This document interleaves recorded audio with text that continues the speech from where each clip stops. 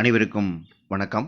நம்மளுக்கு என்ன பார்க்க போகிறோம் அப்படின்னா, டிஎன்எஸ்சிடி அட்டெண்டன்ஸ் ஆப்பில் வந்து பார்த்திங்க அப்படின்னா 1ஆம் வகுப்பு முதல் 3ஆம் வகுப்பு மாணவர்களுக்கு கோடை விடுமுறை விடப்பட்டதால் 4ஆம் வகுப்பு முதல் 8ஆம் வகுப்பு மாணவர்களுக்கு டிஎன்எஸ்சிடி அட்டெண்டன்ஸ் ஆப் மூலமாக எவ்வாறு வருகை பதிவு வந்து நம்ம மேற்கொள்ளலாம் அப்படிங்கிறத பற்றி தான் இந்த வீடியோவில் நம்ம வந்து பார்க்க போகிறோம். மறக்காமல் நம்ம சேனலில் சப்ஸ்கிரைப் பண்ணுங்கள், வீடியோ அனைவருக்கும் ஷேர் பண்ணுங்கள். ஃபஸ்ட்டு அதுக்கு வந்து உங்களுடைய டிஎன்எஸ்சிடி அட்டெண்டன்ஸ் ஆப் வந்து நீங்கள் வந்து இண்டிவிஜுவல் லாகின்ல இருந்தீங்க அப்படின்னா அதை வந்து லாக் அவுட் பண்ணிவிட்டு உங்கள் ஸ்கூலுக்கான டைஸ் நம்பரும் அதற்கான பாஸ்வேர்ட் போட்டு நீங்கள் லாகின் பண்ணிக்கலாம். இப்போ உங்கள் டிஎன்எஸ்சிடி அட்டெண்டன்ஸ் ஆப்பை வந்து நான் ஓப்பன் பண்ணிக்கிறேன். ஓப்பன் பண்ணிவிட்டு அதுக்கப்புறம் பார்த்திங்க அப்படின்னா உங்களுடைய ஸ்கூலுடைய லாகின் ஐடியும் பாஸ்வேர்ட் போட்டு நீங்கள் லாகின் பண்ணிக்கிங்க.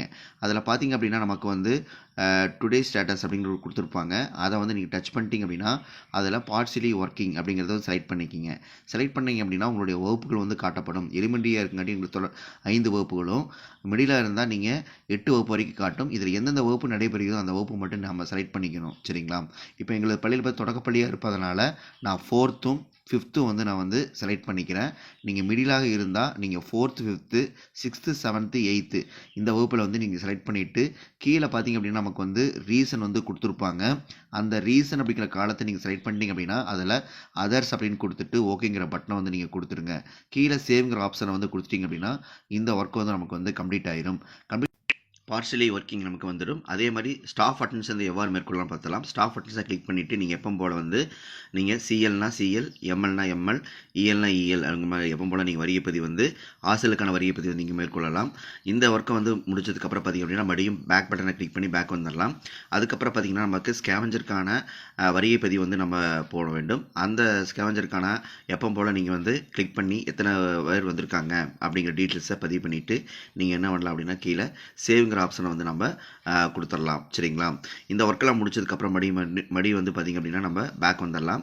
பேக் வந்ததுக்கப்புறம் பார்த்திங்க அப்படின்னா மாணவர்களுக்கான வரியை பதிவு எவ்வாறு மேற்கொள்ளலாம் அப்படிங்கிறத வந்து நம்ம பார்த்துடலாம். இப்போ வந்து கீழே வந்து மடி வந்துருங்க. கீழே வந்துட்டிங்க அப்படின்னா நமக்கு வந்து மாணவர்களுக்கான வரியை பதிவு மேற்கொள்வதற்கான ஆப்ஷன் வந்து கொடுத்துருப்பாங்க. சரிங்களா? இப்போ மாணவர்களுக்கான வரியை பதிவு வந்து எவ்வளோ மேற்கொள்ள பார்த்துடலாம். இப்போ 1 2 3 வந்து நம்ம செலக்ட் பண்ணாதனால இப்படி நமக்கு வரும். அதே மாதிரி 4 5 வகுப்பு மாணவர்களுக்கு செக்ஷனை செலக்ட் பண்ணிட்டீங்க அப்படின்னா உங்களுக்கு மாணவர்களுக்கான வரியை பதிவு வந்து நம்ம மேற்கொள்ளலாம். யாராவது வந்திருக்காங்க அப்படின்னா ப்ரெசன்ட் போடுங்க, இல்லை அப்படின்னா ஆப்ஷன் வந்து நம்ம போட்டுக்கொள்ளலாம். இந்த வழிமுறையை மேற்கொண்டு தான் வந்து மாணவர்கள் மற்றும் ஆசிரியர் மற்றும் ஸ்கேவஞ்சர் இவங்களுக்கான வருகை பதிவு வந்து நம்ம மேற்கொள்ள வேண்டும். இந்த காணொளி மிக உங்களுக்கு வந்து பயனுள்ளதாக இருக்குன்னு நினைக்கிறேன். மறக்காம நம்ம சேனலில் சப்ஸ்கிரைப் பண்ணுங்கள், வீடியோ அனைவருக்கும் ஷேர் பண்ணுங்கள். நன்றி, வணக்கம், தேங்க்யூ.